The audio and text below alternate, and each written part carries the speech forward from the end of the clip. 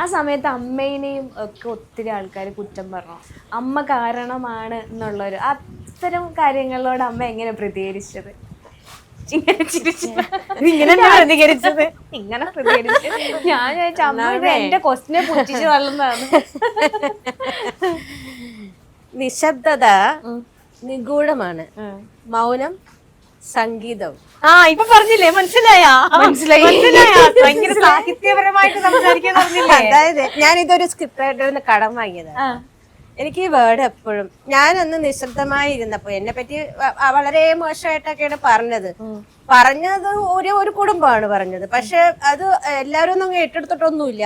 തിരിച്ചും അങ്ങോട്ട് പറഞ്ഞു ഇങ്ങോട്ട് പറഞ്ഞു. ഞാൻ അതിന്റെ ഇടയിലേക്ക് വന്നില്ല എന്നുള്ളതാണ് സത്യം. എനിക്ക് വരാൻ തോന്നിയില്ല, പറയാൻ തോന്നിയില്ല. എനിക്ക് നിശബ്ദമായിരിക്കാനാണ് തോന്നിയത്. ആ നിശബ്ദതയ്ക്ക് ഒരുപാട് അർത്ഥങ്ങൾ. അതെനിക്ക് ബോധ്യപ്പെടുത്തേണ്ടത് ഈ ഒരു വ്യക്തിയെയും ദൈവത്തിനെയും മനസാക്ഷിയും മാത്രമേ ഉള്ളൂ, വേറെ ഒരാളെയും മനസ്സിലാക്കേണ്ട കാര്യമില്ല. കാരണം എന്താന്നുള്ളത് വ്യക്തമായിട്ട് അറിയാണ്ട ആൾക്കാർക്ക് വ്യക്തമായിട്ട് അറിയാം. പിന്നെ നമ്മൾക്ക് കുറെ കോർട്ടിന്റേതായിട്ടുള്ള കുറെ നിയമങ്ങളുണ്ട്. അപ്പൊ അതിന്റെ ലീഗൽ ഇഷ്യൂസ് ഉണ്ടോ? ഉണ്ട്. അതിൻ്റെതായിട്ടുള്ള ക്ലോസുകളുണ്ട്, കാരണങ്ങളുണ്ട്. അപ്പൊ അത് തുറന്ന് പറയാൻ പറ്റുന്ന ഒരു ഇതല്ല. പക്ഷെ ഇൻ കേസ് ഇപ്പൊ തുറന്ന് പറയുന്നവരുണ്ട്, തുറന്ന് പറയണമെങ്കിൽ അത് ഓരോരുത്തരുടെ ഓപ്ഷൻ ആണ്.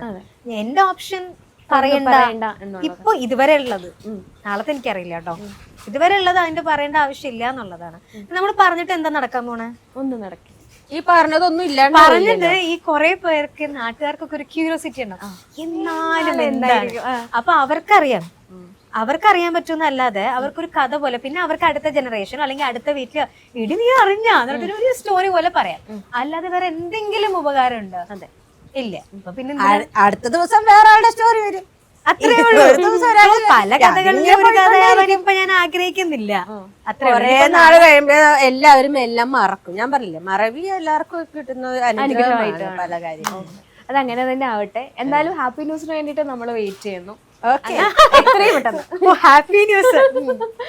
നിങ്ങളുടെയൊക്കെ ഹാപ്പി ന്യൂസ് എന്ന് പറഞ്ഞാൽ കല്യാണം മാത്രമാണോ? ഒരു നല്ല one of the happy news. എന്നെ സംബന്ധിച്ചിടത്തോളം കല്യാണം കഴിച്ചെന്ന് പറഞ്ഞ ഹാപ്പി ആണെന്ന് പറയാൻ പറ്റും? അത് പറയാൻ പറ്റില്ല. അല്ല, അത് ഡെഫിനറ്റ്ലി ലൈഫിൽ വേണ്ട ഒരു കാര്യമാണ്. One of the happy news ആണ് എന്നെ സംബന്ധിച്ചിടത്തോളം മാരേജ്. ഓക്കെ, അതാണ് ലൈഫ്, അതാണ് ഹാപ്പിനെസ് എന്ന് ഞാൻ ചിന്തിക്കുന്നില്ല. അതും ഒരു ഹാപ്പിനെസ് ആയിട്ട് നമ്മളും കരുതുന്നു. മീൻസ് ഒരാള് ലൈഫിൽ വിളിച്ചിട്ട് എന്റെ കല്യാണം എന്ന് പറയുമ്പോൾ നമുക്കൊരു അടിപൊളി എന്നുള്ളൊരു ഫീൽ.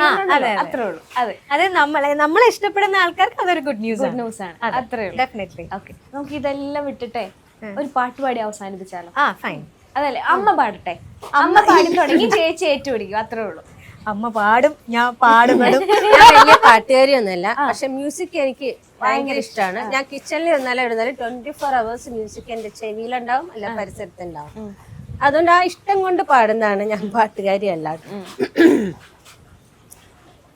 അവിടുന്നൻ ഗാനം കേൾക്കാൻ ചെവിയോ തേട്ടരികേറിപ്പോ സ്വരരാഗ സുന്ദരിമാർക്കോ അരികിൽ വരാൻ എന്തൊരു നാണം. അവിടുന്നൻ ഗാനം കേൾക്കാൻ ചെവിയോ തേട്ടരികേറിപ്പോ